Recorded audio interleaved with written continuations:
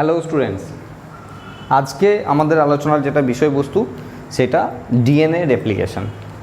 আমরা আগের ভিডিওতে দেখে নিয়েছিলাম যে ডিএনএ রেপ্লিকেশন কোন কোন ধরনের হতে পারে এবং আরেকটি পরীক্ষা দেখেছিলাম মেসেলসন স্টালের, যেখানে তারা প্রমাণ করেছিলেন যে ডিএনএ যে রেপ্লিকেশন প্রসেস সেটা সেমি কনজারভেটিভ নেচার।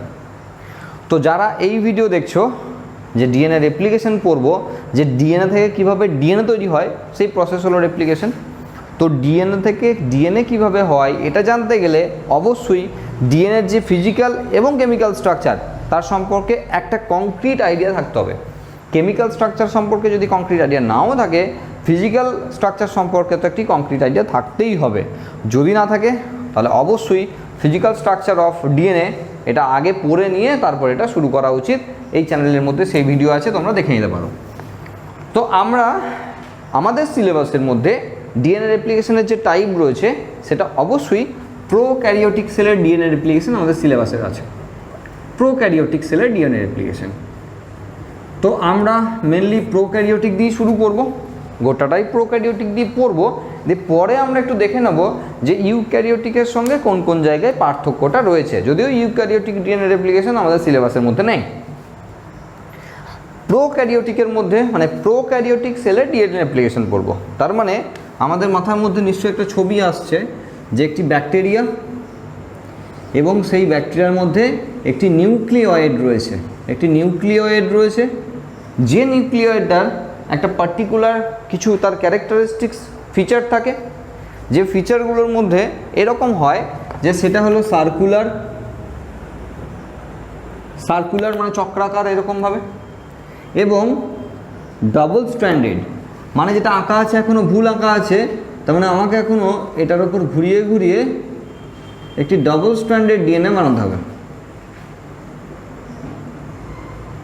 এটা কমপ্লিট হলো ডাবল স্ট্র্যান্ডেড। আর যে ক্রাইটেরিয়া মানে যে ক্যারেক্টারিস্টিকগুলো থাকে, যেমন সেলফ রেপ্লিকেটেড, এই সমস্ত ব্যাপারগুলো আমার দরকার পড়ছে না, কারণ আমরা ব্যাকটেরিয়া পড়ছি না, আমরা অ্যাকচুয়ালি ডিএনএ রেপ্লিকেশন পড়ছি।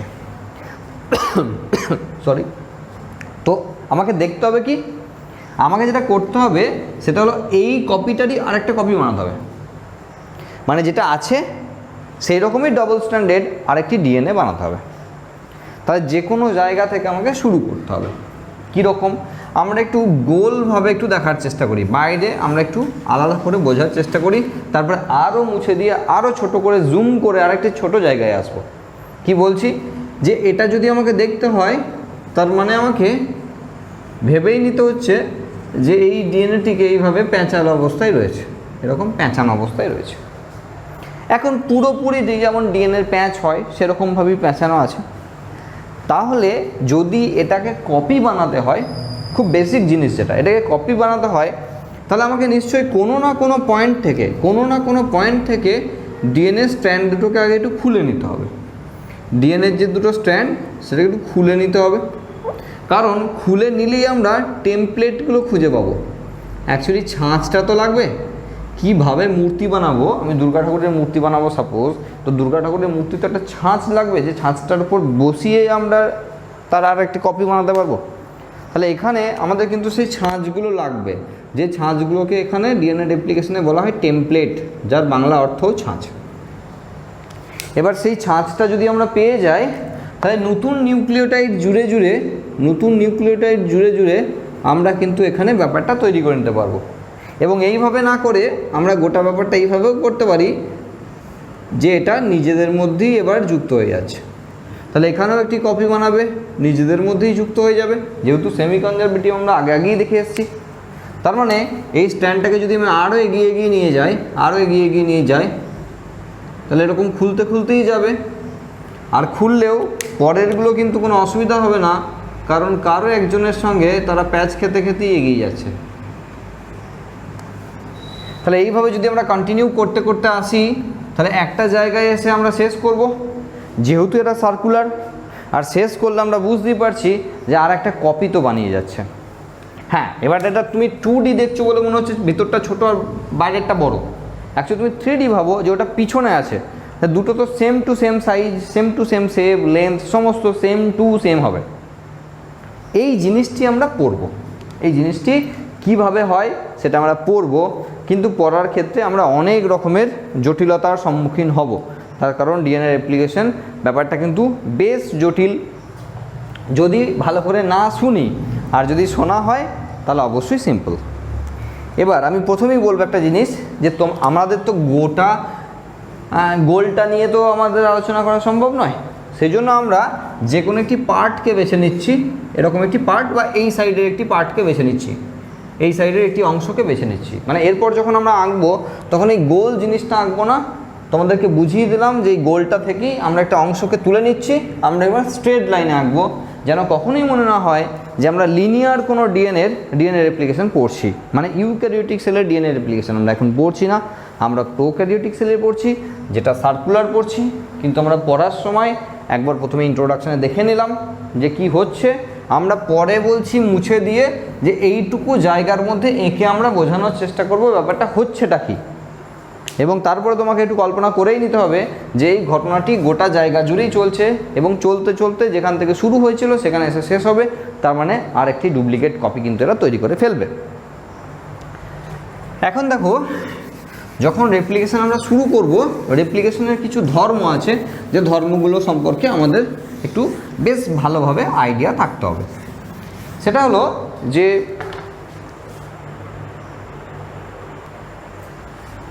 প্রথমেই আমাদের বুঝতে হবে যে একটি ডিএনএ রেপ্লিকেশন মানে ডিএনএকে যখন কপি বানাতে হবে, আমরা আগে দেখালাম যে ডিএনএর যে দুটো স্ট্র্যান্ড আছে সেই দুটো স্ট্র্যান্ডকে খুলে নিতে হবে। দুটো স্ট্র্যান্ড যখন খুলে নেওয়া হবে, দুটো স্ট্র্যান্ডই টেমপ্লেট বা ছাঁচ হয়ে যাবে। সেই ছাঁচের ওপর বেস করে যদি নিউক্লিওটাইডের সাপ্লাই থাকে, তাহলে ঠিক এই দুটোকে ছাঁচ হিসাবে বেছে নিয়ে আরও নতুন দুটো স্ট্র্যান্ড তৈরি হয়ে যাবে। সেই নতুন স্ট্র্যান্ড দুটো প্রত্যেকের সঙ্গে, মানে একটি নতুন স্ট্র্যান্ড এবং একটার সঙ্গে তারা বাইন্ড করে নেবে, আরেকটি এই পুরনো স্ট্র্যান্ডের সঙ্গে নতুন আরেকটি স্ট্র্যান্ড বাইন্ড করে নেবে। আলটিমেট প্রসেসটা যখন শেষ হবে, যখন দুটো কপি হয়ে যাবে, একটা নতুন স্ট্র্যান্ড দিয়ে একটা পুরনো স্ট্র্যান্ড দিয়ে। মেসেলসন-স্টার্লের পরীক্ষায় আমরা তাই বুঝলাম। এখন বিষয় হলো, কোনো একটি জায়গায় যখন ডিএনএ রেপ্লিকেশন হবে, কোন জায়গাটাকে ডিএনএ রেপ্লিকেশনের প্রথম স্থান হিসাবে চুজ করবে, সেটা হলো এটি রিচ রিজিয়ান। আমরা ডিএনএর প্রপার্টি বলার সময় বা ডিএনএ ফিজিক্যাল স্ট্রাকচার পড়ানোর সময় আমরা বলছিলাম কিছু ব্যাপার নিয়ে, যে একটা ডিএনএর টুকরো, সেই ডিএনএর টুকরোটাকে, একটা ডিএনএর মানে টুকরো রয়েছে, সেই ডিএনএর টুকরো যদি আমরা ধরে নিই যে এখানে কিছু বেস পেয়ার রয়েছে, সাপোজ এখানে কিছু বেস পেয়ার রয়েছে, তো সেখানে এরকম রয়েছে যে G C C G C G, এবার এখানে টি এ এ টি এ টি এরকম রয়েছে, এ টি। আরও যদি কন্টিনিউ করি কিছুটা জায়গা দিয়ে দেখালাম টি এ দিয়ে, তারপর আবার জি সি এরকম করে যাচ্ছে। তাহলে অবশ্যই যদি ভাঙতে হয়, আমরা বলেছিলাম ডিএনএর দুটো স্ট্র্যান্ডকে যদি পৃথক করতে হয়, মানে ডিএনএকে যদি সিঙ্গেল স্ট্র্যান্ডেড করতে হয়, তাহলে ভাঙতে হবে মাঝের হাইড্রোজেন বন্ডগুলো। মাঝের হাইড্রোজেন বন্ড ভাঙলে অ্যাকচুয়ালি ডিএনএর দুটো স্ট্র্যান্ড আলাদা হবে। আর যদি ডিএনএকে টুকরো করতে হয়, তাহলে ফসফো এস্টার বন্ড ভাঙতে হবে। এই নিয়ে আমরা আগে আলোচনা করেছি। তার মানে ডিএনএকে যদি টুকরো করতে হয়, টুকরো করতে হয়, তাহলে এখানে ফসফো এস্টার বন্ড আছে, সেখানে ভাঙতে হবে। আর যদি ডিএনএকে পৃথক করতে হয়, দুটো স্ট্র্যান্ডকে পৃথক করতে হয়, তাহলে মাঝের যে হাইড্রোজেন বন্ডগুলো আছে সেগুলোকে আলাদা করতে হবে, তাহলে দুটো সিঙ্গেল স্ট্র্যান্ডেড ডিএনএ হবে। এবার কাউকে যদি ভাঙার দায়িত্ব দেওয়া হয়, তাহলে সে অবশ্যই এইরকম একটি জায়গাকে চুজ করবে যে জায়গাগুলোতে এটি রিচ রিজিয়ান রয়েছে। তার কারণ এটির মধ্যে হাইড্রোজেন বন্ডের সংখ্যা কম, ডাবল হাইড্রোজেন বন্ড রয়েছে। কিন্তু যদি জিসি রিচ রিজিয়ান হয়, তাহলে সেখানে 3টে করে হাইড্রোজেন বন্ড ভাঙতে হবে। তো দুটোর থেকে 3টে ভাঙা তো কষ্ট হবে, সেই জন্য ওরা অবশ্যই সবসময় এটি রিচ রিজিয়ান যেখানে রয়েছে সেখানে বেছে নেবে।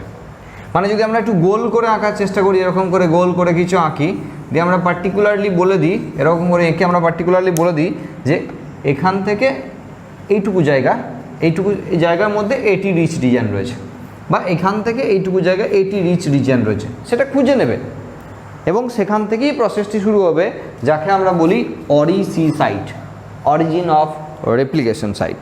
অরিসি বলা হয়, অরি আর না, অরিজিন অফ রেপ্লিকেশন সাইট।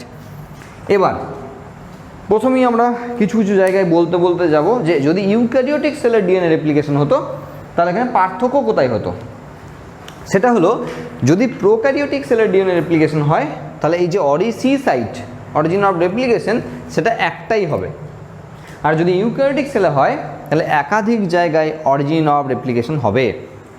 ঠিক যেমন করে আমরা মনোসিস্টোনিক আর পলিসিস্টোনিক এমআরএনএ আমরা পলিজোম বোঝার সময় যেমন করে চেষ্টা বলেছিলাম না, অনেক বড় যদি ডিএনএ হয় মানে অনেক বড় যদি এমআরএনএ হয় তাকে যদি প্রোটিন হিসাবে কনভার্ট করতে হয় তাহলে একটা রাইবোজোম বসে বসে কাজ করলে প্রচুর টাইম লেগে যাবে।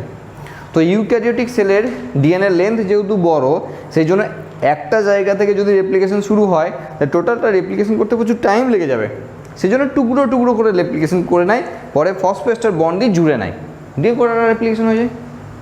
কিন্তু আমরা যেহেতু প্রোক্যারিওটিক সেল নিয়ে আলোচনা করছি যাদের ডিএনএ দৈর্ঘ্য কম, সেই জন্য একটা জায়গা থেকে রেপ্লিকেশন শুরু করলে ঘুরতে ঘুরতে এসে এই জায়গায় যখন আসবে সেটা খুব একটা টাইম নেবে না, সেই জন্য প্রোক্যারিওটিক সেলের ডিএনএ রেপ্লিকেশন একটা জায়গাতেই হয়। তার মানে আমরা প্রথমেই বুঝে নিলাম যে অরিসি সাইট কাকে বলে। প্রত্যেকটি জিনিস একটি করে শর্ট কোয়েশ্চেন, নিজে তো ব্রড কোয়েশ্চেন বোর্ড লেভেলে নিজে ব্রড কোয়েশ্চেন রেপ্লিকেশন, আর রেপ্লিকেশনের মধ্যে প্রচুর কমপক্ষে 25 থেকে 30টা শর্ট কোয়েশ্চেন ডিএনএ রেপ্লিকেশন থেকেই শুধুমাত্র থাকতে পারে। তো অবশ্যই প্রতিটা জায়গা আমরা বোঝার চেষ্টা করব। আমরা অরিজিন অফ রেপ্লিকেশনের সাইটটা বুঝলাম, তাহলে আমাদের বিষয় এখানে একটাই হবে যে যদি তাই হয় তাহলে আমরা একটা কাজ করি যে অরিজিন অফ রেপ্লিকেশনের সাইটটাকে একটু ভেঙে দিই। মানে যে জায়গাতে এটি রিচ রিজিয়ন রয়েছে আমরা শুধুমাত্র এখানে কিছু বেসের দাগ দিয়েছি, আমরা ধরে নিয়েছি এটাই যে এই রিজিয়নগুলোতেই এটি রিচ আছে। সব বেস টেস আঁকা সম্ভব নয়, তাহলে ভিডিও লেন্থ অনেক বড় হয়ে যাবে, টাইম অনেক লাগবে, সেই জন্য আমরা কিছু একটু তো সংক্ষিপ্ত করতেই হবে ব্যাপারটাকে। তার মানে আমরা ধরে নিলাম যে এখানে এটি রিচ রিজিয়ন রয়েছে এইটুকু জায়গায়, এখান থেকে এইটুকু জায়গায় এটি রিচ রিজিয়ন রয়েছে। প্রথম প্রশ্ন যে এটি রিচ রিজিয়ন যদি থাকে তাহলে ভাঙবে কে? কোন ভদ্রলোক আসবে এই মাঝের হাইড্রোজেন বন্ড ভাঙার জন্য? আমরা এখানে একটি একটি করে জায়গায় লিখব এবং সেখানে একটি একটি করে আমরা যারা এই সিনেমায় অংশগ্রহণ করেছে যে সমস্ত ক্যারেক্টাররা, যে সমস্ত অভিনেত্রীরা, তাদের নামগুলো আমরা একটা একটা করে লিখব।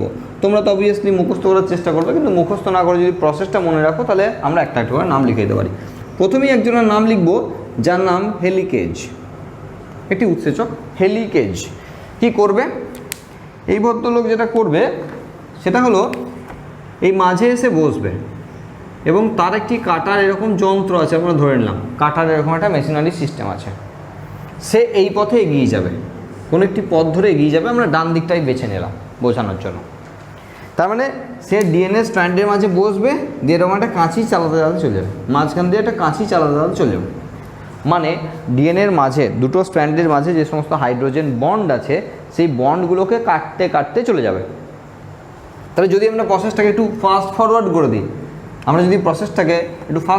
করে দিই, আমরা ধরে নিলাম এই ভদ্রলোক কাটতে কাটতে গিয়ে এতটা দূরে চলে এসছে, এখান থেকে এতটা দূরে চলে এসছে, তাহলে এই ছবিটাকে আমরা এখানটা একটু মুছে দিতে পারি, এ চলে গেছে। আর এই চলে যাওয়া মানেই ডিএনএর এই যে স্ট্র্যান্ডের জায়গাটা এটা একটু মুছে দিয়ে আমরা করতে পারি যে এরা একটু আলাদা হয়ে গেছে। মানে আমরা একটু সুবিধার্থে আগে পরে করছি, মানে এই স্ট্র্যান্ডটি খুলে গেছে যেহেতু হেলিকেজ উৎসেচকটি এই রাস্তা দিয়ে পেরিয়েছে, মানে হেলিকেজ এই রাস্তা দিয়ে পেরোনোর জন্য এখানে বেশ কিছুটা জায়গায় খুলে গেছে। এখন বন্ডগুলো খুলে গেছে মানে দুটো স্ট্র্যান্ড পৃথক হয়ে গেছে। আর যদি আমরা পৃথকই করে নিয়েছি তাহলে এখানে বেসগুলো একটু দেখিয়ে দিই যে এই জায়গায় হাইড্রোজেন বেসগুলো আছে। এবার একটা কথা, আমরা যখন ডিএনএ প্রপার্টি আমরা ডিএনএ যখন ফিজিক্যাল স্ট্রাকচার পড়িয়েছিলাম তখন বলেছিলাম যে ডিএনএর এই যে হাইড্রোজেন বন্ডিং এটা এমন জিনিস যে যদি ছেড়ে দেওয়া হয় আবার সঙ্গে সঙ্গে এসে জুড়ে যাবে। যদি ছেড়ে দেয় মানে এটাকে পৃথক করতে করতে ও যদি চলে গেল তো এরকম হয়ে গেল যে ওই চাষি গেল ঘর তো নাঙ্গল তুলে ধরে, এরকম হয়ে যাবে আর কি। মানে এহে যাওয়ার সঙ্গে সঙ্গে এরা আবার প্যাঁচ খেয়ে খেয়ে জুড়ে পালিয়ে যাবে, এটা করলে হবে না। সেই জন্য যাতে এই ঘটনাটি না ঘটে সেই জন্য একজন এখানে গুরুত্বপূর্ণ ভূমিকা পালন করবে, সেটা হলো SSB protein, single strand binding protein, single strand single strand binding protein, ঠিক আছে। এসএসবি প্রোটিন এখানে গুরুত্বপূর্ণ ভূমিকা পালন করবে। কীরকম? তো সেটা হলো যে একটা প্রোটিন যারা এই জায়গাগুলোতে বসে যাবে, এই জায়গাগুলোতে সব বসে যাবে, মানে যত স্ট্র্যান্ড আলাদা হতে হতে যাবে তত জায়গায় ওরা এরকম করে এসে সঙ্গে সঙ্গে বসে পড়বে। মানে কি? মানে তোদেরকে আমি জুড়তে দেবো না। এদের উদ্দেশ্য একটাই যে তোদেরকে আমি আর জুড়ে যেতে দেবো না, সেই জন্য তোদের রাস্তা আমি বন্ধ করে দিলাম। সিঙ্গেল স্ট্র্যান্ড বাইন্ডিং প্রোটিন তারা সঙ্গে সঙ্গে এসে ওই জায়গাগুলোতে বসে গেল, যাতে এই দুটো স্ট্র্যান্ড পরস্পর আর জুড়ে না যায়। কারণ এত কষ্ট করে পৃথক করছে, যদি আবার জুড়েই যায় তাহলে কী করে হবে? কারণ এই দুটো তো এখন ছাঁচ, এই দুটো এখন টেমপ্লেট বা ছাঁচ, সেই জন্য এদেরকে এখন কিছু করা যাবে না। তো এই হলো সিঙ্গেল স্ট্র্যান্ড বাইন্ডিং প্রোটিন এর কাজ। এরপর যেটা ব্যাপার হবে সেটা একটু ভালো করে বোঝার ব্যাপার আছে। সেটা কি? এর পরের যে উৎসেচকের আমরা নাম বলবো তার নাম গাইরেজ বা টোপো আইসোমারেজ বা গাইরেজ, একই নাম। তো কি করে দেখো একটা জিনিস ভালো করে, সেটা হলো এই দিকে যদি এরকম প্যাচ খুলতে খুলতে যায়, খুব স্বাভাবিকভাবেই এটা তো আরও অনেক লেন্থ আছে ওইদিকে, যখন এইদিকে যাবে তখন এই পরবর্তী যে পাকগুলো আছে তার জটিলতা বাড়বে, সে পাকগুলো আরও বেশি পাক হয়ে যাবে। মানে আমরা যখন কোনো দড়িকে, সুতুলি দড়ি বা যে কোনো দড়ি যেগুলো একাধিক মানে কর্ড দিয়ে পাক করানো আছে, বা তার, আমরা ইলেকট্রিকের যে তারগুলো পাই যেগুলো দুটো তার একসঙ্গে জয়েন করা থাকে, তুমি দুটো তার ধরে যদি এক মাথা থেকে এরকম টান দিতে থাকো তাহলে পরের জায়গাগুলো পাক অনেক বেশি হয়ে যায়, নর্মাল যে পাক আছে তার থেকে প্রচুর বেশি পাক হয়ে যায়। তো এটা কিন্তু একটা ব্যাপক সমস্যা তৈরি করবে। মানে এই পরবর্তী অংশগুলোর প্যাঁচগুলো অত্যধিক এত হয়ে যাবে যে তারের ক্ষেত্রে যেমন হয়, খুব বেশি টান মারলে দেখবে পরের তারগুলো এমন নিজেদের মধ্যে পাকিয়ে গেল, সেগুলোকে ছাড়ানো আবার মুশকিল হয়ে যাবে। তো ডিএনএর একই দশা হবে যদি এখানে মাঝে মাঝে প্যাঁচগুলোকে খুলিয়ে না দেয়। একে বলা হয় ডিএনএ আনউইন্ডিং। সেই জন্য একে ডিএনএ আনউইন্ডিং এনজাইম বা ডিএনএ আনউইন্ডিং প্রোটিনও বলা হতে পারে। কি করে এরা কিছু করে না, এরা করে কি, মাঝে মাঝে টুক করে একটা জায়গায় কেটে দেয়, যে কোনো স্ট্র্যান্ডের একটা স্ট্র্যান্ডকে কাঁচি জ্বালিয়ে দেবে, সঙ্গে সঙ্গে তার যে কয়েলিং ছিল, এক্সট্রা কয়েলিং যেটা সুপার কয়েলিং হয়ে যাচ্ছিল, সেই কয়েলিংটা সঙ্গে সঙ্গে এরকম করে খুলে নিল, দিয়ে তারপরে পরের একজন ভদ্রলোকের নাম লিখবো লাইগেজ, যাদের কাজ হলো শুধু জোড়া, সেই লাইগেজ এসে টুক করে জুড়ে দেবে। মানে ঝামেলা থেকে মুক্তি পাওয়া গেল। মানে যে পরবর্তী জায়গায় যেগুলো প্রচুর এক্সট্রা কয়েলিং হয়ে যাচ্ছিল, সেই কয়েলিংগুলোকে এরা সুপার কয়েলিংয়ের হাত থেকে বাঁচিয়ে দিল। কাটবে কিন্তু জুড়বে অন্য একজন, যার নাম লাইগেজ, যাকে পরেও আমাদের লাগবে, আমরা এখনই লিখে দিলাম। তার আরও অনেক ভূমিকা আছে, তাকে লিখলাম আমরা, যাকে আমরা মলিকিউলার গ্লু বলা হয়, মানে আণবিক আঠা বলা হয়। তার কারণ এর কাজ হলো জোড়া, ডিএনএর টুকরোগুলোকে জুড়তে এরা সাহায্য করবে, মানে অন্য কিছু নয়, মাঝে ফসফোএস্টার বন্ড তৈরি করবে। মানে এটাই, এ ফসফোএস্টার বন্ড কেটেছিল আর এ ফসফোএস্টার বন্ড তৈরি করলো। ওকে, মানে এটা আশা করি বুঝতে পেরেছো আমি কি বলতে চাইছি, যে যখন এগুলো খুলে খুলে যাবে, এই স্ট্যান্ডগুলো যখন খুলবে, তখন এই সামনের দিকে যে অংশে ডিএনএ রেপ্লিকেশন হচ্ছে, আমরা একটু অ্যারো দিয়ে রাখি, এই পথে ডিএনএ রেপ্লিকেশন হচ্ছে, সেই জন্য পরবর্তী অংশগুলো ডিএনএ খুব অত্যধিক বেশি প্যাঁচালো হয়ে যাবে, মানে আরও বেশি কয়েলিংটা বেড়ে যাবে। সেই কয়েলিংটাকে মানে সুপার কয়েলিংয়ের হাত থেকে বাঁচানোর জন্য একটা অংশে কেটে দেবে, গাইরেজ বা টোপোআইসোমারেজ, খুলে যাবে, আবার জোড়া লাগিয়ে দেবে। ফলে ডিএনএর যে স্বাভাবিক প্যাঁচালো অবস্থা ছিল সেটুকুই থাকবে, তার বেশি কিছু বাড়াবাড়ি হবে না। এরপর যে প্রসেসটা হবে সেটা হলো দুটো স্ট্র্যান্ড খুলে গেছে, মানে দুটো ছাঁচ পেয়ে গেছি। এবার সেই ছাঁচের ওপর বেস করে আস্তে আস্তে একটি নিউক্লিওটাইডের চেন তৈরি করে যেতে হবে। তাহলে কি কি উপাদান লাগছে বা কে কে এই সিনেমায় অংশগ্রহণ করেছে আমরা যদি বলি, তাহলে তার আগে লিখতে হয় অবশ্যই আমাদের একটি ডিএনএকে অংশগ্রহণ করেছে, তারা মুখ্য ভূমিকায় অভিনয় করছে। তার কারণে এই ডিএনএটা ছাড়া তার তো কপি করা সম্ভব নয়, তাহলে ডিএনএটাও লেগেছে, আমাকে বলতে হয়। এবং তার পাশাপাশি বলতে হয় আমাকে যে যারা কাঁচামাল হিসাবে এখানে অংশগ্রহণ করছে, মানে নিউক্লিওটাইড। যে সমস্ত ডিঅক্সিরাইবো নিউক্লিওটাইড এখানে কাঁচামাল হিসেবে ব্যবহার হচ্ছে সেটা অবশ্যই এ ডিঅক্সিরাইবো মানে actually adenosine triphosphate, deoxyribo guanosine triphosphate, তারপরে DCTP এবং DTTP, মানে এরা কাঁচামাল নিউক্লিওটাইডের মানে নিউক্লিওটাইডগুলো আলাদা আলাদাভাবে তৈরি করা আছে। ওকে, তো এরা লাগবে, কারণ আমরা তো স্ট্র্যান্ড পেয়েছি, আর একটা ডুপ্লিকেট স্ট্র্যান্ড যখন এখানে তৈরি করতে করতে যাব তখন নিউক্লিওটাইডগুলো লাগবে, আর সেগুলো অলরেডি আগে থেকে তৈরি করা আছে। এলো কোথা থেকে? আমরা যে সমস্ত খাবার খেয়েছিলাম সেই খাবার থেকে আলাদা আলাদাভাবে নাইট্রোজেন বেস পেয়েছি, সেখানে আলাদা করে সুগার পেয়েছি, ফসফরিক অ্যাসিড পেয়েছি, সেগুলো সাইটোপ্লাজমের মধ্যে নিউক্লিওটাইড তৈরি করেছে, সেগুলোকে এখন নিউক্লিয়াসের মধ্যে নিয়ে আসছে। মানে এতক্ষণ যাই বলি না কেন, যারা সাইটোপ্লাজমের মধ্যে ছিল, যেমন অ্যামাইনো অ্যাসিড থাকে, যেমন সাইটোপ্লাজমের মধ্যে ছিল, মানে সমস্ত খাবারই তো আলটিমেট আত্তীকরণ হয় সাইটোপ্লাজমের মধ্যে, তো সাইটোপ্লাজমের মধ্যে ছিল, এখন তারা নিউক্লিয়াসের মধ্যে চলে এসছে, কারণ ডিএনএ রেপ্লিকেশন হচ্ছে নিউক্লিয়াসে। কারণ আমরা জানি ইন্টারফেজ দশায় হয় সিনথেসিস, মানে সিনথেসিস ফেজ বলে আমরা এস ফেজ পেতাম, সেই জায়গায় চলছে ডিএনএ রেপ্লিকেশন প্রসেস। বেসিক জায়গাগুলো জানতে হবে। তো যেহেতু চলছে মানে নিউক্লিয়াস আছে, এবং নিউক্লিয়াসের মধ্যে ওই নিউক্লিওটাইডগুলো ডিঅক্সিরাইবো নিউক্লিওটাইডগুলো সব প্রবেশ করেছে নিউক্লিওপোর দিয়ে এখন এই ভূমিকায় অংশগ্রহণ করছে। আমরা নতুন যে স্ট্র্যান্ডটা তৈরি করব তার কালারটা একটু চেঞ্জ করছি, তার কালারটা করে দেবো আমরা লাল, তাহলে বুঝতে সুবিধা হবে। মানে এখানে যা যা আছে আমরা একটু করে নিই, একটু সময় লাগছে। সেটা হলো আমরা ধরে নিলাম এখানে যে এখানে টি আছে, এখানে এ আছে, CCGCTCG, যা ইচ্ছা লিখে দিলাম, এইভাবে আছে পরপর, এইভাবে আছে। যদি এখানে বলেছিলাম এটি রিচ বিস রিজিয়ান, আমরা ওগুলো আমরা মেনটেন করলাম না, সে তো বুঝে নিয়েছি আমরা ব্যাপারটা কী হয়েছে। তার মানে আমাকে এর ঠিক কমপ্লিমেন্টারি বেসগুলোকে পরপর জুড়ে যেতে হবে, মানে এর কমপ্লিমেন্টারি নিউক্লিওটাইডগুলোকে পরপর জুড়ে যেতে হবে, এটা হলো কাজ। এবার আরও অনেক ব্যাপার ভাবার আছে, সেটা হলো দুটো স্ট্র্যান্ডে কি একইভাবে নিউক্লিওটাইড জোড়া সম্ভব? না, জোড়া সম্ভব নয়। তার কারণ তার জন্য ডিএনএ রেপ্লিকেশনের কিছু ধর্ম আমাদের পড়তে হয়, যেটা আমি লিখতে শুরু করেছিলাম। সেটা হলো ডিএনএ রেপ্লিকেশন সর্বদা হবে 5' to 3', not 3' to 5'। DNA replication সর্বদা হবে 5' to 3'। তার মানে আমরা বলেছিলাম sugar, phosphate, DNA physical structure of DNA যারা দেখোনি বলেছিলাম দেখে নিতে। তো আমরা এরকম করে যেতে যেতে আমরা দেখেছিলাম যে 5' এন্ড যেটা সেটা ব্লক করা থাকে, মানে 5' এন্ডে কাউকে যুক্ত করা সম্ভব নয়। অ্যাকচুয়ালি 3' এন্ড যেটা সেখানেই যুক্ত হওয়া সম্ভব, নতুন কিছু সেখানেই যুক্ত হওয়া সম্ভব। তার মানে ডিএনএ রেপ্লিকেশন সর্বদা হচ্ছে 5' to 3'।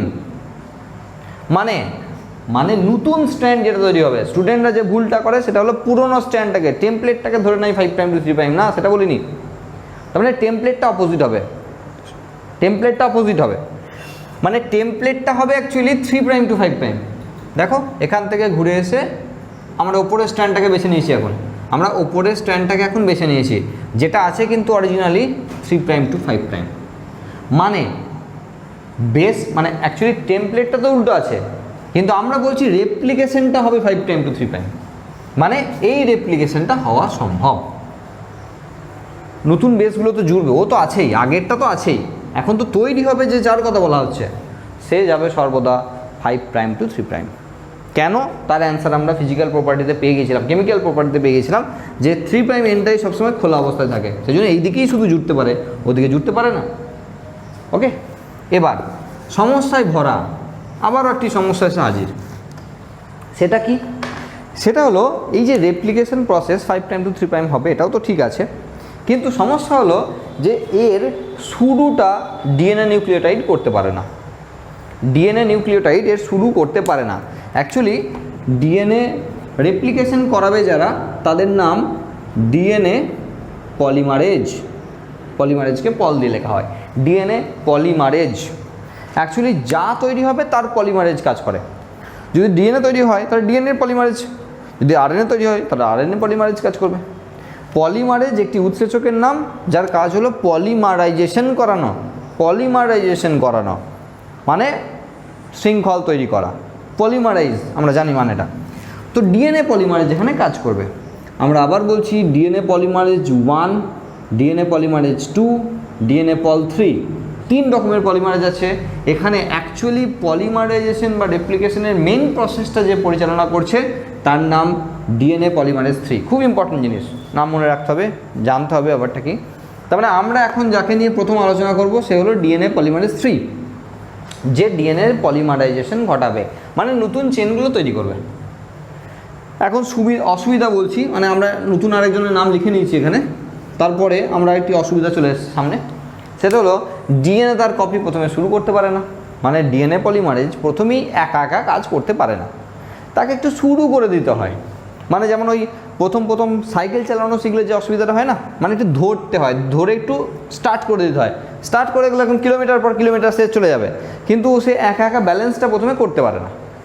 এই ডিএনএ পলিমারেজে সেই একটি সমস্যা আছে যে সে প্রথম চালু করতে পারে না, প্রসেসটাকে শুরু করতে পারে না। আর সেই জন্য আরেকজন ভদ্রলোককে লাগবে, তার নাম আরএনএ প্রাইমার। আমরা যখন আরএনএ পড়াই তখন এখানে ডান দিকে লিস্ট লাগিয়েছিলাম একটা, HNRNA, SNRNA, SCRNA, আর একজনকে লিখেছিলাম IRNA, যার নাম বলেছিলাম আরএনএ প্রাইমার। সেই IRNA-এর কথা এখানে বলা হচ্ছে, IRNA ইন্ডিউসার আরএনএ, IRNA ইন্ডিউসার আরএনএ, যার আরেকটি নাম আরএনএ প্রাইমার। কি কাজ করে? ও আরএনএর টুকরো তৈরি করে, আরএনএর টুকরো তৈরি করে। হ্যাঁ, এখানে আবার একটি বলার বিষয় রয়েছে, আরএনএ প্রাইমার যদি প্রোক্যারিওটিক সেলের ডিএনএ রেপ্লিকেশন হয়, যেটা পড়ছি, তাহলে 10-12টা নিউক্লিওটাইড যুক্ত, মানে রাইবো নিউক্লিওটাইড যুক্ত একটি টুকরো তৈরি করে। যদি ইউক্যারিওটিক সেলের হয় তাহলে 50-60টা নিউক্লিওটাইড যুক্ত, রাইবো নিউক্লিওটাইড যুক্ত একটি আরএনএর টুকরো তৈরি করে, মানে এখানে আলাদা রয়েছে।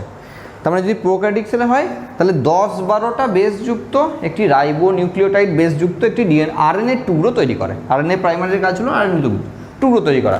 ইন্ডিউসার এই জন্যই, যেহেতু প্রসেসটাকে ইন্ডিউস করছে, শুরু করছে, উদ্দীপিত করছে, সেই জন্য ওর নাম ইন্ডিউসার আরএনএ। মানে প্রথমে একটি আরএনএর টুকরো তৈরি করতে হবে। আমরা আরএনএর টুকরোর একই কালার দিয়ে রাখলাম, আরএনএর টুকরো তৈরি করতে হবে। হ্যাঁ, 10-12টা নিউক্লিওটাইড বলেছিলাম, অত দেখানো সম্ভব নয়, কারণ 10-12টা বললে আমাকে গোটাটাই লাগিয়ে দিতে হয়, তাহলে আমাকে গোটা দেওয়াল জুড়ে বোর্ড টাঙিয়ে বোঝাতে আরম্ভ করতে হবে। আমরা ধরেই নেবো এটার মানেই 10-12টা, যেটুকু আঁকা আছে ওইটুকুর মানেই 10-12টা। আমরা কালারটাকে একটু অন্যই লাগাই, তাহলে সুবিধা হবে। এরকমের একটি কালার দিয়ে রাখলাম, ওকে। তো সেক্ষেত্রে এই সবুজ রঙের যে কালার দেওয়া রয়েছে, এই কালারের একটি আরএনএর টুকরো তৈরি হয়েছে, এবং টুকরোটা অবশ্যই বলার অপেক্ষা রাখে না 5' to 3', মানে এ শুরু করে দিল, দেখিয়ে দিল এবার 3' এন্ডটা আছে, তোরা এবার জুড়তে আয়, তোরা এবার ইজিলি করতে পারবি ব্যাপারটা। মানে এবার আর রাইবো নিউক্লিওটাইড আসবে না, এবার আসবে ডিঅক্সি রাইবো নিউক্লিওটাইড। মানে ডিএনএ তো অ্যাকচুয়ালি কপি হচ্ছে, তা ডিএনএ তৈরি হওয়ার ম্যাটেরিয়াল আসবে, ওকে। আরেকটি ব্যাপার ভেবে নেওয়ার আছে, যখন এ কপি বানাচ্ছে তখন কিন্তু সিঙ্গেল স্ট্যান্ড বাইন্ডিং প্রোটিনগুলো দেখে বসে বসে মজা দেখছে না, তারা কিন্তু পালিয়ে গেছে। তার কারণ তারা যদি জায়গাটাকে খুলে না দেয়, তারা কপি বানাবে কি করে? এখানে যে টি আছে, এ আছে, সি আছে, সেটা তো বুঝতে হবে। আর বুঝতে গেলে যারা অলরেডি বসেছিল তাদেরকে পালাতে হয়েছে। মানে যে জায়গা জুড়ে এরকমের টুকরো তৈরি হতে হতে যাবে, সেই জায়গায় কিন্তু সিঙ্গেল স্ট্যান্ড বাইন্ডিং প্রোটিন আস্তে আস্তে খুলতে যাবে। গোটাটা ভিডিও প্লে করতে হবে তোমার মাথায়। একদিকে যেমন খুলতে যাচ্ছে সিঙ্গেল স্ট্যান্ড বাইন্ডিং প্রোটিন, যেমন জুড়তে যাচ্ছে, আবার তার পিছনে আরেকজন মেশিনারি আসছে যারা তৈরি করতে যাচ্ছে, তারা তো সিঙ্গেল স্ট্যান্ডের বাইন্ডিং খুলে দেবে, মানে সিঙ্গেল স্ট্যান্ডের বাইন্ডিং নিজেই খুলে পালাবে। আর তার জন্য বেসগুলোকে দেখাবে যে কী বেস আছে, আর ঠিক সেই অনুযায়ী কমপ্লিমেন্টারি বেস তৈরি করতে যাবে, ওকে। তো এতক্ষণ পর্যন্ত যা বলেছি আশা করি বুঝতে পেরেছো। এবার আমি আসি যে আরএনএ প্রাইমার তো বুঝে গেলাম, 5' to 3'-এর কেসটাও বুঝে গেলাম। এবার 3' এন্ড চলে এসছে, তাহলে নতুন ডিএনএ স্ট্র্যান্ড তৈরি হতে পারবে। আর এখানে আমরা বলেছিলাম এগুলো হলো কাঁচামাল, যাদেরকে আমরা লাল রঙের দাগ দিচ্ছি, তারা রেডি আছে। ঠিক ওই দিকে বেশ কী আছে দেখছে, আর টুকটুক করে জুড়তে যাচ্ছে, ওকে। কোনো সমস্যা নাই, এই দিকটাই কোনো সমস্যা নাই। তোমাকে মাথায় রাখতেই হবে যেখানে সিঙ্গেল স্ট্যান্ডার্ড বাইন্ডিংগুলো কিন্তু সব পালিয়ে গেছে। আমি আর অত মুছে মুছে করছি না, সিঙ্গেল স্ট্যান্ডার্ড বাইন্ডিংগুলো সবাই খুলে খুলে পালিয়েছে, নাহলে দেখতে পাবে না, আর দেখতে না পেলে কপি করতে পারবে না, মানে কমপ্লিমেন্টারিটা তৈরি করতে পারবে না। এবার যখন এই দিকগুলো এতটাই এগিয়ে যাচ্ছে তখন কিন্তু এরা প্লেন এরকম করে ময়ের মতো ফেলে রাখবে না, এরা কিন্তু জুড়ে নেবে। যত জায়গায় এগিয়ে যাবে এরা দুজন নিজেদের মধ্যে জুড়বে, কিন্তু জোড়ার আগেও আবার সমস্যা আছে। সেই সমস্যাকে যতক্ষণ না ওভারকাম করছি ততক্ষণ কিছু করা যাচ্ছে না। এখন আপাতত এই পর্যন্ত রেখে আমরা ছেড়ে দিলাম, আমরা একটা অ্যারো চিহ্ন দিয়ে রাখলাম যেটাকে বোঝানো হচ্ছে যে ডিএনএ রেপ্লিকেশন ওই পথে হচ্ছে। ওকে, ওই পথে ডিএনএ রেপ্লিকেশন হচ্ছে। এবার যেদিকে 5' to 3' ডিএনএ রেপ্লিকেশন হচ্ছে, যেদিকে 5' to 3' ডিএনএ রেপ্লিকেশন হচ্ছে সেই দিকে কোনো সমস্যা নেই, কারণ তার যে টেমপ্লেট সেই টেমপ্লেটটা 3' to 5' উল্টো, তারপরে নর্মালি চলছে। সেই জন্য এই দিকের যে ডিএনএ রেপ্লিকেশন হয় তাকে বলা হয় কন্টিনিউয়াস ডিএনএ রেপ্লিকেশন। আবারও একটি শর্ট কোশ্চেন, 2 নম্বরের কোশ্চেন।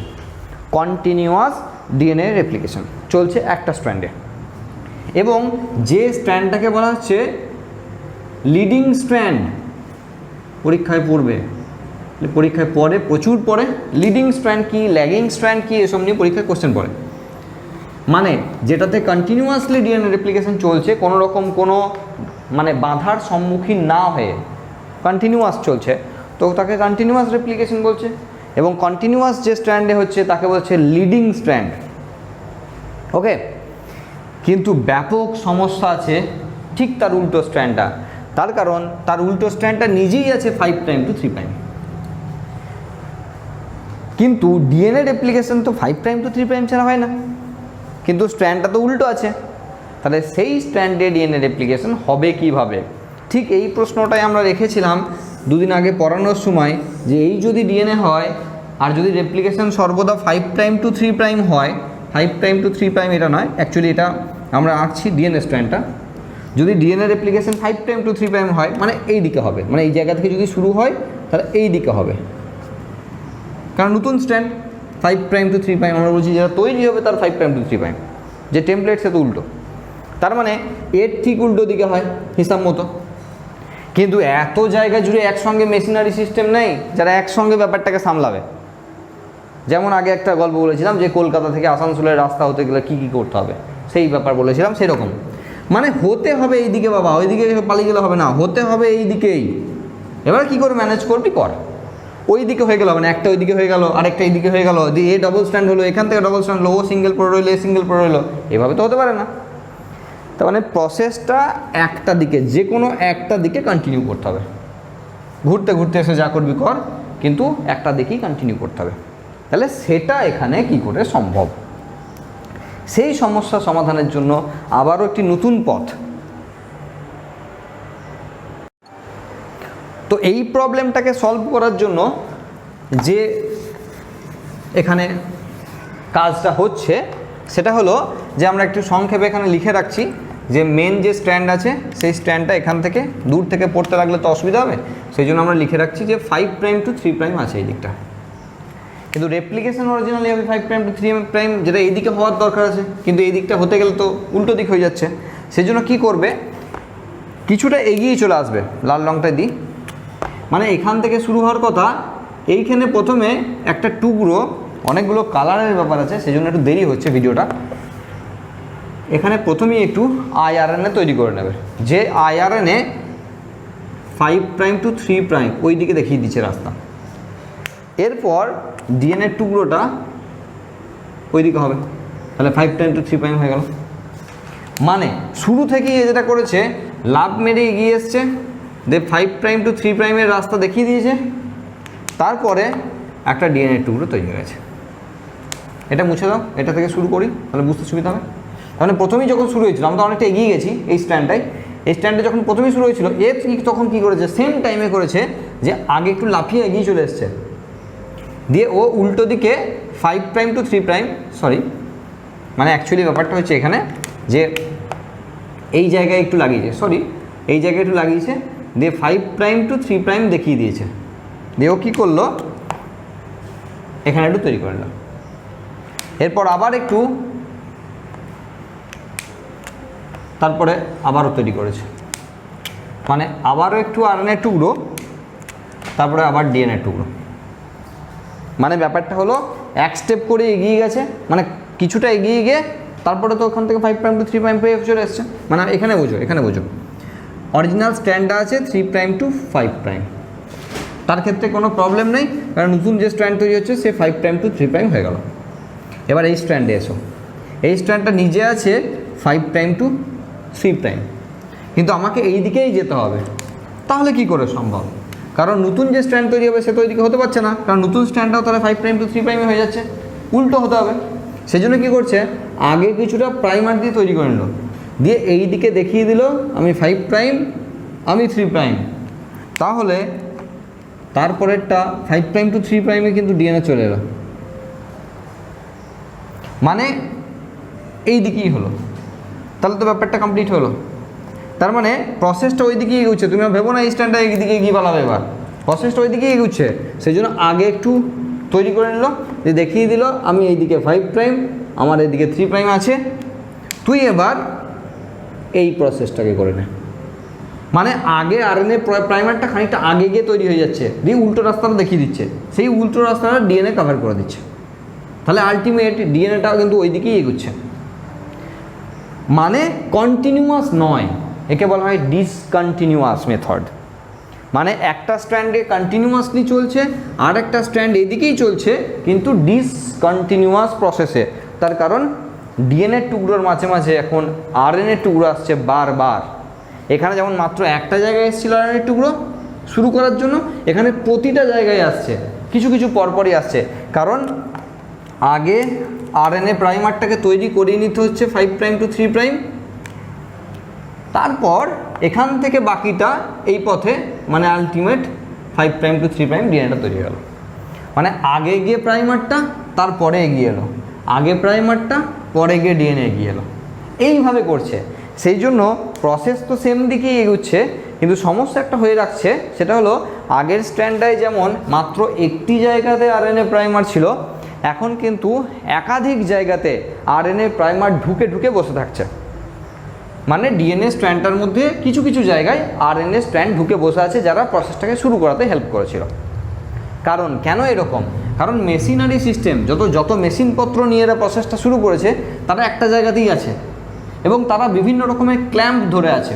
ক্ল্যাম্প মানে কীরকম, তোমরা যদি বিভিন্ন চ্যানেলে, যেমন ডিসকভারিতে, যদি একটা গাড়ি ম্যানুফ্যাকচারিং কোম্পানিতে তুমি একটু দেখো, এরকম ভিডিও তোমরা দেখেছো, দেখবে গাড়ির বিভিন্ন পার্টসগুলো একটা রোবট এসে এ চাকা লাগাচ্ছে, ও ওইদিকে লাগাচ্ছে, ওইদিকে গিয়ে লাগাচ্ছে, একটাই রোবট দাঁড়িয়ে আছে, তার অনেক হাত আছে, দিয়ে এটা লাগাচ্ছে, ও এটা লাগাচ্ছে, এটা লাগাচ্ছে, ওটা লাগাচ্ছে, তার অনেকগুলো হাত দিয়ে কাজ চালাচ্ছে।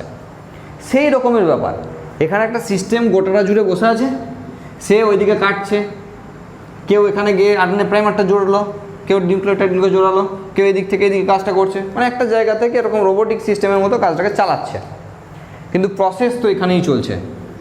হ্যাঁ, এবার আরও দুটো কোশ্চেন এখানে রয়েছে, সেটা হলো এই যে বাবেলটা এসছে, একে বলা হয় রেপ্লিকেশন বাবেল। বাবেল কেন? বাবেলটা তো আমরা এখানে এইটুকু জায়গায় বুঝতে পারবে না, আমরা যদি একটু বড় করে আঁকি তাহলে বুঝতে পারবে যে রেপ্লিকেশন বাবেল কেন বলছি। মানে হলো এরকম, বলেছি না 30-35টা কোশ্চেন তো এখানে আছেই আছে। এরকম যদি হয় তো যে জায়গায় রেপ্লিকেশন চলছে সেই জায়গাটা এরকম শুধু ফোলা, সেই জায়গাটাই শুধু ফোলা, বাকি জায়গা কিন্তু ওরকম নয়। মানে যদি দূর থেকে আমরা দেখি, যদি মাইক্রোস্কোপিক ফিল্ডে দেখি, তাহলে একটা জায়গাতে আমরা পয়েন্টটা খুঁজে পাবো যেখানে খোলা আছে, সেটা বলা হচ্ছে বাবল, রেপ্লিকেশন বাবল। আর যে জায়গাটায় রেপ্লিকেশন চলছে সেটাকে বলা হয় রেপ্লিকেশন ফর্ক বা ওয়াই ফর্ক। আবারও কোশ্চেন আসবে এটা, মানে এরকম যে এইটা জায়গায় যে রেপ্লিকেশন চলছে আর এখান থেকে রেপ্লিকেশন চলছে, তাহলে এখানে আর এখানে ওয়াই ফর্ক বা রেপ্লিকেশন ফর্ক বলা হয়, ওয়াই ফর্ক বা রেপ্লিকেশন ফর্ক। তার দুটো কোশ্চেন এখানে, রেপ্লিকেশন বাবল আর রেপ্লিকেশন ফর্ক কি। মানে যেখানে রেপ্লিকেশন চলছে, যেমন এটা চলছে, তো এখানে যখন গ্রো করছে তখন এই জায়গাটা দেখতে একটু ওয়াইয়ের মতো লাগছে না, এখান থেকে যদি আমরা এটা মুছে দিই দেখতে ওয়াইয়ের মতো লাগছে, সেই জন্য কি ওয়াই ফর্ক বা ওয়াই ফর্ক অফ রেপ্লিকেশন বা রেপ্লিকেশন ফর্ক, যা ইচ্ছা বলা হয়। তো এই কোশ্চেনগুলো পাশাপাশি থাকছে। তো এত কিছু হওয়ার পর যেটা হওয়া উচিত এবার, সেটা হলো যে ডিএনএর মাঝে মাঝে যে সমস্ত আরএনএগুলো আছে তাদেরকে বাবা এবার রিমুভ করে দাও। তার কারণ এরা যখন বেশি দূরে এগিয়ে চলে যাবে তখন এরা ইমিডিয়েট যদি না পেঁচিয়ে ফেলতে পারে তাহলে কার সঙ্গে কে জুড়ে ফেলবে, তাহলে আবার মুশকিল হয়ে যাবে, আরও জটিলতা বেড়ে যাবে। সেই জন্য যত প্রসেসটা এদিকে এগিয়ে যাবে তত এদেরকে এবার জুড়ে ফেলতে হবে এর সঙ্গে। আমরা সেমি কনজারভেটিভ পড়েছি, তাহলে এর সঙ্গে নতুনের সঙ্গে পুরনোর সঙ্গে নতুনই জুড়বে, তো এই ব্যাপারটা হয়ে যাবে। মাথার মধ্যে রাখবে এর কিন্তু সিঙ্গেল স্ট্র্যান্ড বাইন্ডিং প্রোটিনগুলো কিন্তু কেউ নেই, এর জন্য মাথার মধ্যে থাকে। কারণ আমি আগেও বলেছি যে যখনই এগুলো তৈরি হবে তখনই কিন্তু তার আগে সিঙ্গেল স্ট্র্যান্ড বাইন্ডিং প্রোটিনগুলো সব পালিয়ে গেছে, আর না হলে তো এটা দেখতে পাবে না, তো না মানে নতুনগুলো কিন্তু জুড়তে পারে নাই। তো সিঙ্গেল স্ট্র্যান্ড প্রোটিন এর ক্ষেত্রে এবং এর ক্ষেত্রে দুটোর ক্ষেত্রেই কিন্তু চলে গেছে। যত এগিয়ে যাচ্ছে প্রসেসটা সেই প্রসেসে আবারও নতুন সিঙ্গেল স্ট্র্যান্ডেড বাইন্ডিংগুলো প্রোটিনগুলোকে জুড়ে জুড়ে লাগছে, মানে এখান থেকে খুলে গিয়ে আগেরগুলো থেকে লাগছে। বিষয় হলো এটা যে এখানে তাহলে এই আরএনএ প্রাইমারগুলোকে তুলবে কারা তুলবে, সেটা হলো যেখানে ডিএনএ পলিমারেজ 1 এবং 2 এখনও আছে, তারা দুজন এই কাজগুলো করবে। দুজন নয়, একজন করবে। কি হবে এখানে যে মানে অ্যাকচুয়ালি ডিএনএ মানে পলিমারেজ 1 যে রয়েছে তাকে কর্নবার্গের উৎসেচক বলা হয়। কর্নবার্গের উৎসেচক, পরীক্ষা হিউজ কোশ্চেন আছে। কর্নবার্গের উৎসেচক কি? কর্নবার্গ। কাকে কর্নবার্গের উৎসেচক বলা হয়? ডিএনএ পল 1কে বলা হয় কর্নবার্গের উৎসেচক। আসবে এরকম ডিএনএ পল 1, 2, 3 আর একটা ধরো আরএনএ প্রাইমার, এরকম 4টে অপশান হলো, আমাকে টিক দিতে হবে। ডিএনএ প্রাইমার 1কে বলা হয় কর্নবার্গের উৎসেচক, কর্নবার্গ সায়েন্টিস্টের নাম, সেই অনুযায়ী এখানে নাম রয়েছে। এখন বিষয় হলো যে এই আরএনএ প্রাইমারগুলোকে রিমুভ করার দায়িত্ব রয়েছে। কি করবে? এখানে আরএনএ প্রাইমারগুলোকে সরিয়ে দেবে এবং তার বদলে ওর কাজ হলো এখানে ডিএনএর টুকরো তৈরি করে দেওয়া, ওর এটা কাজ। এবং আরেকজন ভদ্রলোকের নাম আমরা আগেই বলে রেখেছিলাম, যার নাম লাইগেজ। এ কী করবে? এখানে এই পয়েন্টটি জুড়ে দেবে। তাহলে যে আরএনএগুলো এখানে সমস্যা তৈরি করছিল তাদেরকে হটিয়ে দিল। তাহলে আবারও আগে গিয়ে এখানে এক টুকরো ডিএনএ তৈরি করে দেবে, আলাদা করে তৈরি করতে পারে। মানে ডিএনএ পলিমারেজ 2 অ্যাকচুয়ালি 3-র পাশাপাশি কাজ করতে পারে, সেই জন্য ওই কাজটি করতে পারছে। মানে টুকরোটা মাঝখানে তৈরি করে দিল এবং এখানে যে লাইগেজ ছিল তার কাজ হলো এই পয়েন্ট দুটোকে একটু জুড়ে দেওয়া। তার মানে যেটা আমরা ডিসকন্টিনিউয়াস স্ট্র্যান্ড, যাকে আমরা ল্যাগিং স্ট্র্যান্ড বলেছিলাম, বলা হয়নি হয়তো আগে, ল্যাগিং স্ট্র্যান্ড বলা হয়। আবারও কোশ্চেন বলেছিলাম লিডিং স্ট্র্যান্ড এবং ল্যাগিং স্ট্র্যান্ড কি? ল্যাগিং স্ট্র্যান্ড, সেই ল্যাগিং স্ট্র্যান্ড কিন্তু আবারও কন্টিনিউয়াস একটা ব্যাপার নিয়ে চলে এলো। যখন এরকম হয়ে গেল তখন আর কোনো সমস্যা নাই, এই ডিএনএ টুকরোটা আর নিজে একাকী না থেকে এর সঙ্গে জুড়তে জুড়তে এগিয়ে যাবে। কারণ বেশি দূর খুলে রেখে কোনো লাভ নাই, আলটিমেট তো এদের জুড়তেই হবে, তো জুড়তে জুড়তে এগিয়ে যাবে। এখানেও সেম টু সেম, এখানেও এক টুকরো আরএনএ আছে, তো একে হটানো খুব একটা সমস্যার ব্যাপার নয়। এতগুলো টুকরো যখন হটিয়ে দিল ওকে তো হটাতেই পারবে, তো একই প্রসেসে একেও সরিয়ে দিল, এর জায়গায় সেই ডিএনএ টুকরো নিয়ে চলে এলো এবং এটাও আর বেশিক্ষণ একা একা না থেকে এরাও কিন্তু সেই একইভাবে চলতে শুরু করলো প্যাঁচ খেয়ে। এই প্রসেসটাকে যদি কন্টিনিউয়াসলি আমরা এগিয়ে নিয়ে যাই তাহলে একটা জায়গায় গিয়ে তারা অরিসি সাইটে গিয়ে মিলবে, যেখান থেকে আমরা শুরু করেছিলাম গল্পটা। আমরা বলেছিলাম প্রোক্যারিওটিক সেলের ডিএনএ রেপ্লিকেশন, তার মানে চক্রাকার। তার মানে চক্রাকার যেহেতু, তাহলে একটা জায়গায় গিয়ে তো মিশবেই তারা, যেহেতু একটা জায়গা থেকে শুরু করেছিল। তার মানে এই ধরনের জিনিসটা ছিল, তো যেখান থেকে শুরু করেছিল আলটিমেট একটা জায়গায় গিয়ে ঘুরতে গিয়ে আর একটা জায়গায় সেই তো অরিজিন অফ রেপ্লিকেশনে গিয়েই মিশবে। তার মানে যতক্ষণ চলবে এই প্রসেসটা, আলটিমেট গিয়ে কিন্তু দুটো double stranded DNA, circular DNA তৈরি করে ফেলবে এই প্রসেসের মাধ্যমে। আশা করি তোমরা প্রসেসটা বুঝতে পারছো যে কি বলছি।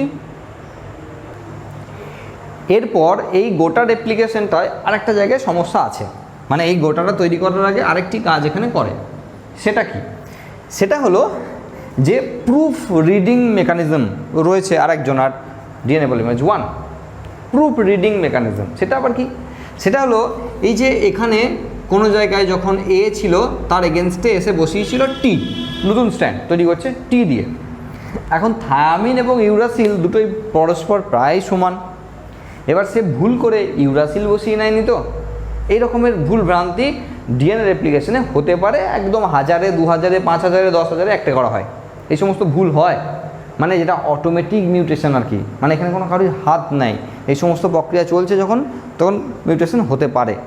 মানে এই প্রসেসটা যখন কপি করিয়ে নিয়ে যাচ্ছে তখন কোনো ভুল ভ্রান্তি হয়েছে কি না সেটা দেখে নেওয়ার জন্য রয়েছে প্রুফ রিডিং মেকানিজম, যারা একদম রিডিংটাকে একবার প্রুফ করে নেবে, ঠিক করে নেবে যে কোনো ভুল ভ্রান্তি হয়েছে কিনা।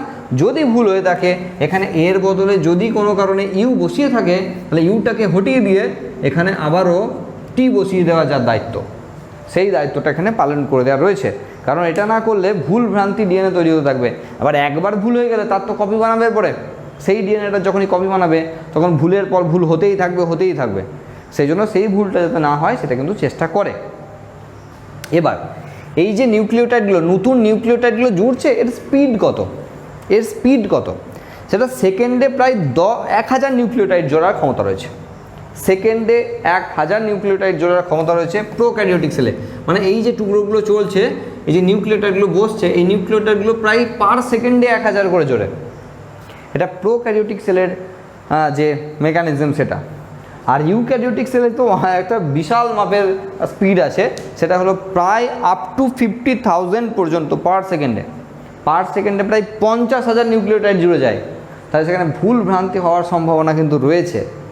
এবং স্পিডটা কত সেটা বুঝে নিতে হবে, যে সেই কারণের জন্যই এই যে প্রচুর সেল ডিভিশন হচ্ছে, এত ডিএনএ তৈরি হচ্ছে, তার জন্য খুব একটা বেশি টাইম লাগছে না, তার কারণ এদের স্পিড যথেষ্ট রয়েছে।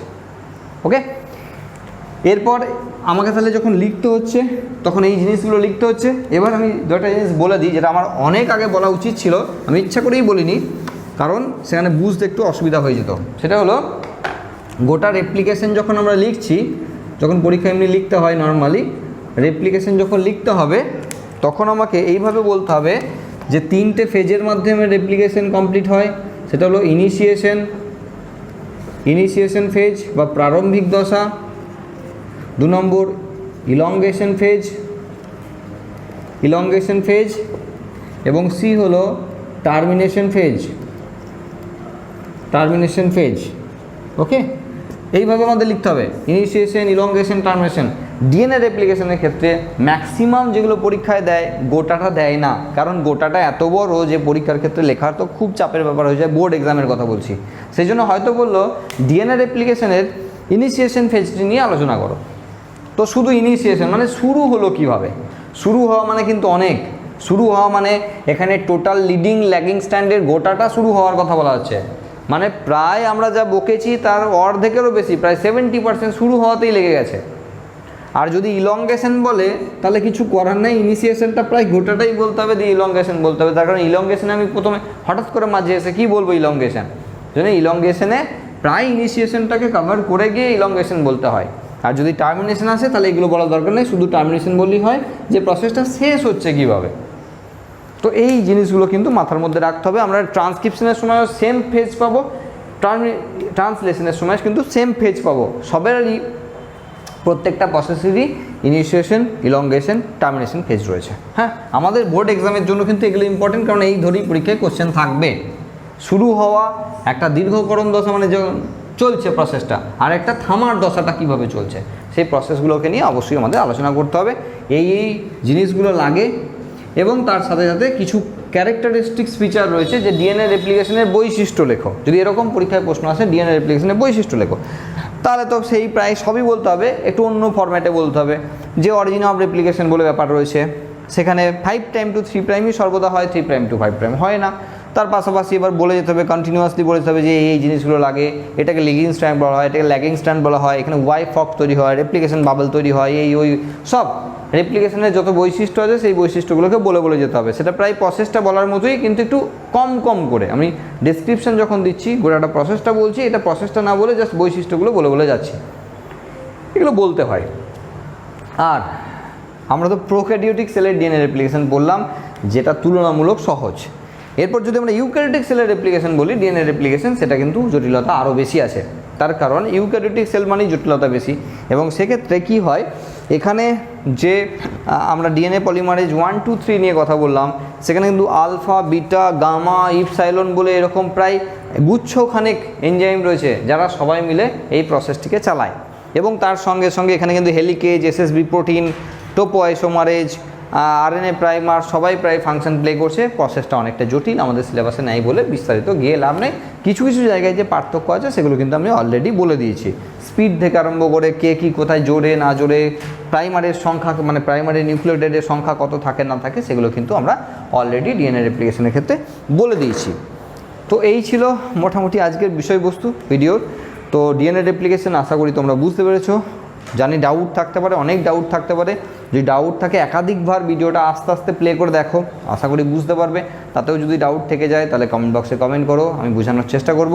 যদি ভালো লাগে লাইক করো, কমেন্ট করো, শেয়ার করো এবং নতুন হলে অবশ্যই সাবস্ক্রাইব করো এবং পাশে নোটিফিকেশন বেলটাকে অন করে রাখো। নেক্সট ভিডিওতে আমরা ট্রান্সক্রিপশনের সঙ্গে নিয়ে আসবো। ততক্ষণ পর্যন্ত ভালো করে পড়াশোনা করো।